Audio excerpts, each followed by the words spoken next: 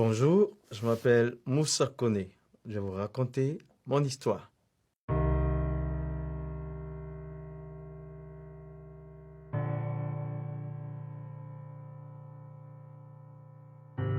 Mon père était un imam, mon grand-père était un imam, et moi j'ai été imam pendant 10 ans. J'étais l'assistant de mon père, qui était un missionnaire de l'islam. Et c'est lui qui m'a formé, m'a enseigné le Coran, et j'ai fini de lire les 114 chapitres pendant 5 ans, et on est revenu pour faire le tafsir, le sens de chaque mot, pendant 5 autres années. Et donc, mon père était pour moi un héros, je voulais lui ressembler, être un imam comme mon père, être un imam comme mon grand-père. Alors, il y avait cette question que j'ai posée à mon père. Pendant que nous lisons le Coran, si la mort intervient, est-ce que nous allons partir au paradis? Et là, sa réponse a été, on ne peut pas le savoir pendant que nous sommes vivants.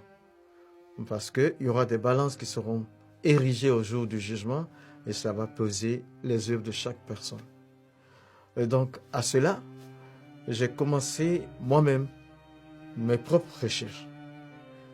Alors, je commence par la 100e sourate dans le Coran.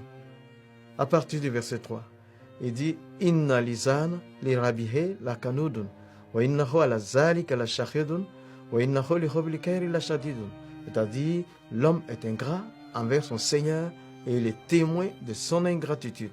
Le Coran veut dire que tous sont pécheurs, tous les humains pêchent.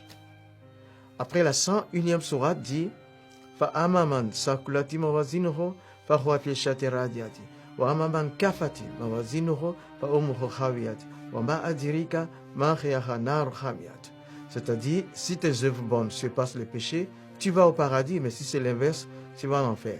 Alors j'ai commencé à réfléchir. La 100e sourate me dit que je suis pécheur et la 101e sourate me dit que je dois avoir plus de bonnes actions que de péchés. J'avais 35 ans, je ne connaissais pas le nombre de mes actions, ni bonnes ni mauvaises. Logiquement, je ne pouvais pas savoir mon séjour dans l'au-delà, ce qui m'attristait beaucoup. Et dans mes recherches, j'ai aussi découvert la personne de Jésus dans le Coran. Je le découvre d'abord avec des titres. Dans la 4e sourate, verset 171, il y a 3 titres au moins. Il y a Al-Masih, le Messie. Il y a Ruhullah, l'Esprit de Dieu. Il y a Kalimatullah, la parole de Dieu. Je suis donc le Messie, la parole de Dieu, l'Esprit de Dieu. Ensuite, je découvre que Jésus n'a jamais péché. Il n'a pas péché dans le Coran. Mais par contre, j'ai découvert les péchés des autres prophètes. Alors, le prophète de l'islam, 48e sourate, versets 1 et 2. Il dit, Allah lui dit, nous t'accordons la victoire pour te prouver que nous pardonnons tes péchés. Je dis, mais lui aussi, il a péché, mais Jésus, jamais. Il n'a pas péché. La 19e sourate dit, un enfant saint, sans péché, à sa naissance, un enfant saint, ça veut dire sans péché.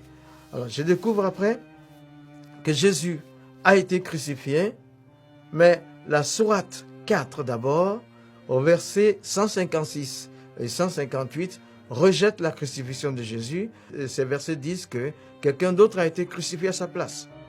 Mais par contre, la 3e sourate, le verset 55, un dialogue entre Allah et son prophète Jésus, dans le Coran, il dit « Izikalallah » Allah dit « Ya Isa, toi Jésus, inni mutawafika, je te fais mourir, wa rafiuka, et je te lève à moi. Inni mutawafika, je te fais mourir, wa rafiuka, je te lève à moi. » Il dit, quand un mort est élevé, c'est qu'il est ressuscité. Les deux verbes, mourir et ressusciter et élever, sont collés par une conjonction. Ça veut dire Jésus est mort et ressuscité. Mais moi, je voulais savoir de quelle mort il est mort. Et je prends donc le verbe qui a été traduit en français, mourir. Tawafa est le verbe là. Tawafa, la première interprétation donne mort violente. La crucifixion est une mort violente. Deuxième interprétation, mourir pour atteindre un but. C'était le cas pour la crucifixion. La troisième interprétation, c'est mourir pour payer une dette. Ce qui veut dire la crucifixion. Donc j'ai compris que Jésus est mort par crucifixion et ressuscité. Maintenant, après tout ça, j'avais une décision à prendre. Je suis allé donc dans ma cabine, sachant que je ne pouvais pas de moi-même, je ne voulais pas quitté l'islam, mais je n'étais pas sauvé dans l'islam, dans le Coran. Donc, j'ai vu Jésus qui est au-dessus des autres. En ce moment-là, je devais prendre une décision. Mais j'ai interrogé Dieu. Je dis, je suis le 14e imam, depuis la génération de mon père. Et là, je sens que je ne suis pas sauvé. Je ne peux pas continuer à prier comme musulman, mais je ne peux pas devenir chrétien aussi. Donc, comme tu es Dieu, décide ce que tu veux. C'est en ce moment-là que, dans ma cabine, j'avais éteint la lumière. Et pendant que je m'apprêtais à dormir, il y a eu une autre lumière qui s'est faite et une personne était présente avec moi dans le bateau. Et cette personne m'a juste dit, Moussa, tu as toutes les informations que tu veux. Prends ta propre décision.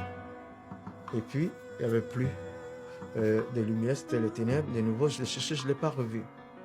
Et donc, suite à tout ça, j'ai décidé de donner ma vie à Jésus.